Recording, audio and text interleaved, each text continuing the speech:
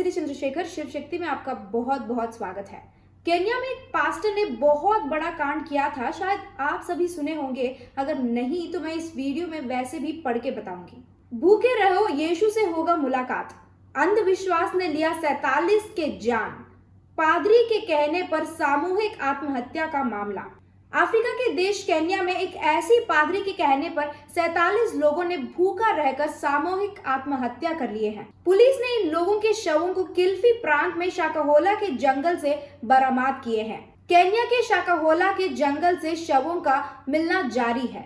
दरअसल good news international church के एक पादरी ने इन लोगों को कहा था कि अगर ये भूखे रहकर खुद को दफन कर लेते हैं तो इनकी मुलाकात यीशु से होगी और इन्हें स्वर्ग नसीब होगा।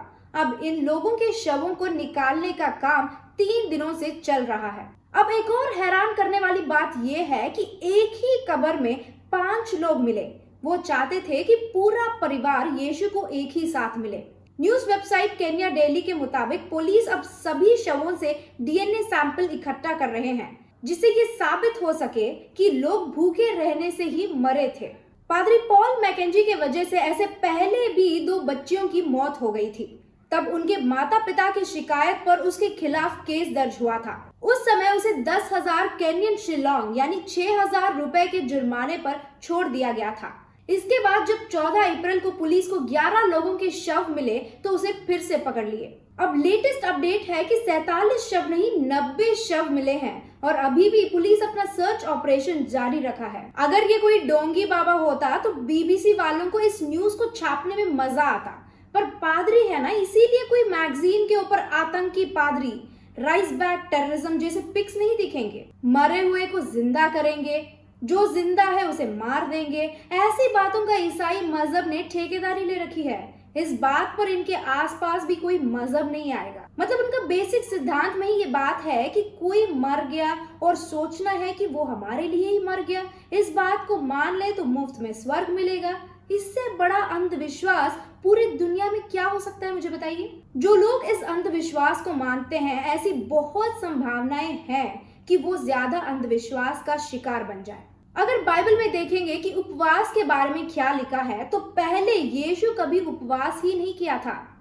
हाँ, जब वहां के बड़े यीशु से सवाल किए कि यीशु, यूहान के शिष्यों को देखो उपवास कर रहे हैं, तू और तेरे शिष्य उपवास क्यों नहीं करते? तो यीशु कहता है, दुल्हा जब जाएगा, दुल्हा मतलब यीशु जब जाएगा यहाँ से, तब मेरे शिष्य उपवास करेंगे, तब तक कोई जरूरत नहीं। मतलब दुखी होकर, नाराज होकर ही उपवास करना है, आजकल के निब्बा निब्बियों की तरह। पर परमेश्वर के प्रति भक्ति के लिए उपवास करने की जरूरत नहीं।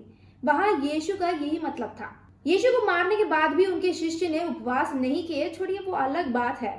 ऐसे एक और सिचुएशन में यहूदी मजहब के बड़े यीशु से पूछताछ करते हैं कि हमारे परंपरा के अनुसार भोजन करने से पहले हाथ धोना ही है। तो यीशु जवाब देता है कि जो चीज बाहर से अंदर जाता है वो हमें अपवित्र नहीं करेगा, जो चीज अंदर से बाहर आती है वही सिर्फ अपवित्र हो सकती है।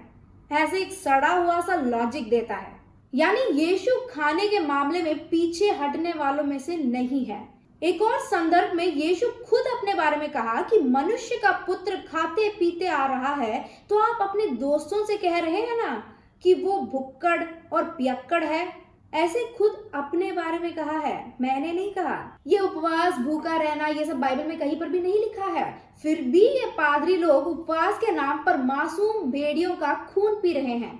एक तरफ से संडे 10% का चंदा लेते हैं और दूसरी तरफ अंधविश्वास का शिकार भी बना रहे हैं। वही हम दूसरी तरफ बाइबल गॉड यहोवा को लेंगे तो यहोवा बाइबल में कहा उन्हें खाने के लिए एक अच्छा सा मेमना चाहिए, मतलब भेड़ का बच्चा चाहिए। ऐसा नहीं होना कि उसे एक आंख नहीं, पैर नहीं, बहुत अच्छा वाला। उसका दाएं हाथ चाहिए, उसका बाएं हाथ चाहिए। ऐसे अंगों को चुन चुन कर खाता है। अगर खाने में ढंग का नमक नहीं डालने पर क्रोधित हो जाता है। ये सारी बातें बाइबल में ही लिखी है। ऐसे यीशु और बाइबल गॉड दोनों ही खाने के मामले में कहीं भी कॉम्प्रोमाइज होते हुए हमें नजर नहीं आते हैं। अगर वही हम हिंदुत्व की बात करें तो उपवास का मतलब है नजदीक रहना, यानी वही भगवान के नजदीक रहना, उनका स्मरण करना, अपना डेली रूटीन से थोड़ा अलग। अगर वही चावल रोटी उस दिन भी खाएंगे तो पूजा पाठ कब करेंगे? आलसी होकर सो जाएंगे। इसीलिए थोड़ा हल्का रहने वाला फल खाते हैं। ये है उपवास का कॉन्सेप्ट। अब इस चीज को पादरी ले जाकर थोड़ा ज्यादा ही करने लगे हैं। हमारे सामने ऐसी चीजें कुछ ही आ रही हैं, काफी सारे और भी चीजें हैं जिनको मीडिया दफना के रखती है। तो भारत में, पंजाब में जो हो रहा है, पागलों की तरह लोग नाचते गिरना, विचित्र व्यवहार करना, ये भी एक तरह के अंधविश्वास ही है जो पंजाब का भविष्य को मिट्टी में मिला रहा है। सरकार और लोग खुद बाइबल पढ़ें और उसकी भयंकर और डरावना सच को जानें और इस अंधविश्वास के खिलाफ लड़ें, या हमारे जैसे संगठनों के साथ खड़े जो इस काम कर रहे हैं। एक और वीडियो में फिर मिलेंगे। जय श्री राम।